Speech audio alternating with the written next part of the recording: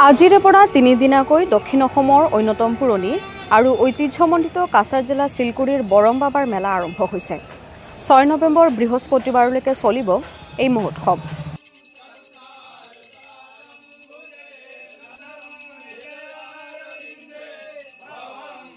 এই উপলক্ষে বৰমবাবা মন্দিৰ চৌহদত আৰু ইয়াৰ আশে-পাশে থকা অঞ্চলত উৎসৱ মুখৰ পৰিৱেশ বিৰাজ কৰিছে।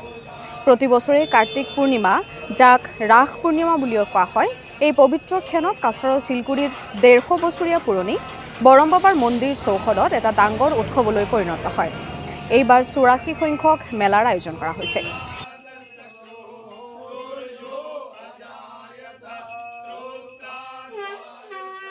এই উপলক্ষে ৰাজ্যৰ বিভিন্ন প্ৰান্তৰ পৰা সাধু, সন্ত আৰু ভক্তৰ সমাগম ঘটিছে।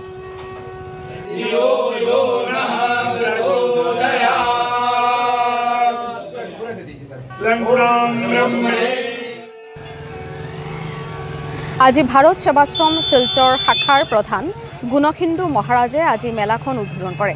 ইয়াৰ লগতে ৰাজ্যৰ শ্ৰম মন্ত্ৰী ৰূপেশ গোৱালাই মন্দিৰ চৌহদত নতুনকৈ নিৰ্মাণ কৰা জগন্নাথ কমিউনিটি হলৰ উদ্বোধন কৰে। এই উপলক্ষে ৰাজ্যৰ মন্ত্ৰী কৌশিক ৰায়, শিলচৰৰ সাংসদ পৰিমল শুক্লবৈদ্য, ৰাজ্যসভাৰ সাংসদ কণাদ পুৰকাষ্ট উপস্থিত থাকে। লগতে কাছাৰৰ আয়ুক্ত মৃদুল যাদৱ, SSP পাৰ্থ প্ৰতিম দাসকে ধৰি বৰাক উপত্যকাৰ বিশিষ্ট ব্যক্তিসকলেও এই অনুষ্ঠানত উপস্থিত থাকে।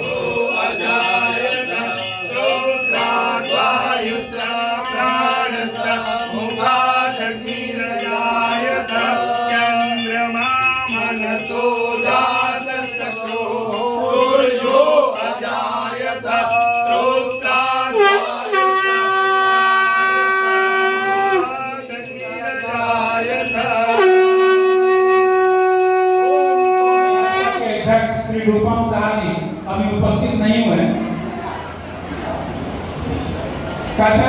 এইটো মোৰ মন্ত্ৰী হোৱাৰ পিছত দ্বিতীয়বাৰৰ বাবে মই ইয়ালৈ আহিছোঁ আৰু সদায় বৰাক ভেলী আহিলে খুব ভাল লাগে, কাৰণ ময়ো যিহেতু বাগিচাত থাকোঁ আৰু ইয়াতো যথেষ্ট চাহ বাগিচা ৰাইজ আছে, গতিকে কিবা এটা ভাল লাগে আহিলে। আৰু লগতে আমাৰ সন্মানীয় মন্ত্ৰী কৌশিক ৰায় ডাঙৰীয়া এই কাৰ্যসূচী তেখেতে নিমন্ত্ৰণ কৰিছিল, সেইকাৰণে তেখেতৰ নিমন্ত্ৰণ ৰক্ষা কৰি আহিলোঁ। তেওঁ বহুতবাৰ বৰমবাবা মন্দিৰৰ কথা তেওঁ কৈছে, ইয়াৰ মেলাৰ কথা কৈছে, আৰু মোৰো মানে চোৱাৰ ইচ্ছা আছিল, সেইকাৰণে আজি সৌভাগ্য হ'ল মোৰ বৰমবাবাৰ দৰ্শন কৰাৰ। খুব ভাল লাগিল। অসমত ৰেজিষ্টাৰ্ড টি গাৰ্ডেন প্ৰায় 850 মান আছে, আৰু এই বাগিচাবিলাকত এটা সময়ত কোম্পানীৰ তৰফৰ পৰা বনোৱা কমিউনিটি হলবিলাক আছিল, ক'ৰবাত আছিল ক'ৰবাত নাই। আজিৰ তাৰিখতহে কমিউনিটি হলবিলাকৰ অৱস্থা একেবাৰে বেয়া।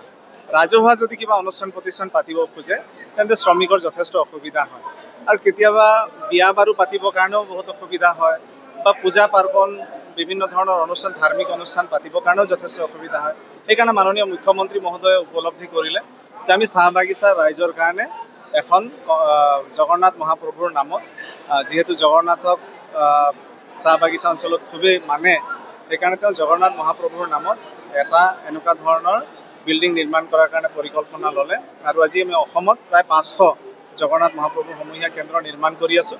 পৰৱৰ্তী সময়ত বাকীখিনি বাগিচাটো হ'ব,